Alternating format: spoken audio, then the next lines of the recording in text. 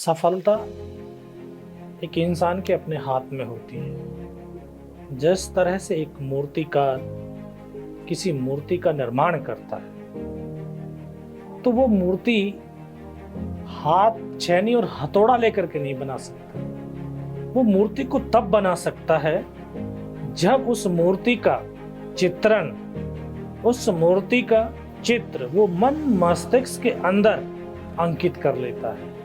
और जब मूर्ति उसके मन मस्तिष्क में, उसके अवचेतन में अंकित हो गई है तो उसी अनुरूप उसका छेनी और हथौड़ा चलता है और तभी वो उस एक पत्थर को एक मूर्ति के रूप में गढ़ पाता है। ठीक उसी प्रकार से एक इंसान अपने थॉट से, अपने विचारों से, अपने सोच से जब अपने आप को गढ़ने लगता है तो वो उसी तरह से बन पाता है, उसी तरह से वो निखर करके आता है जिस तरह के विचारों से अपने कर्म की छेनी और हथौड़ों से गढ़ रहा होता है।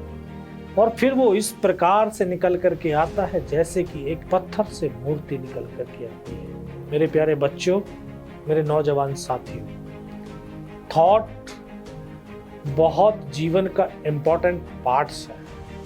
अगर हमारे विचार अच्छे होंगे, विचार सकारात्मक होंगे, तो विचारों की छेनी और हथौड़ों से हम अपने आप को एक बेहतर इंसान के रूप में गढ़ पाएंगे और तभी हम सफलता की ऊंची बुलंदियों पर पहुंच पाएंगे। हमेशा शॉर्टकट मारने वाला कभी बुलंदियों पर नहीं पहुंचता है। बुलंदियों पर पहुंचने के लिए कांटों के रास्तों से गुजरना ही पड़ता है और कांटों से जब गुजरते हैं तो कांटे तो शरीर में चुभेंगे, लहू निकलेगा। और अगर लहू निकलता है और लहू से हम घबरा गए तो हम कैसे उस मंजिल तक पहुंचेंगे।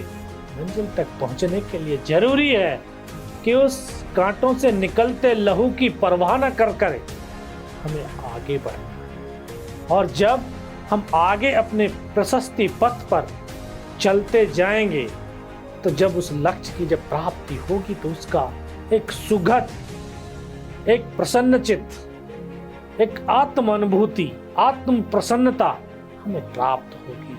और जब ये संघर्षों के रास्तों से, कांटों के रास्तों से सफलता मिलती है, उस सफलता का शब्दों में कोई बयान नहीं किया जा सकता है।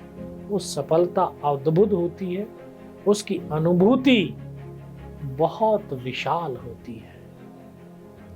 जय हिंद, जय भारत।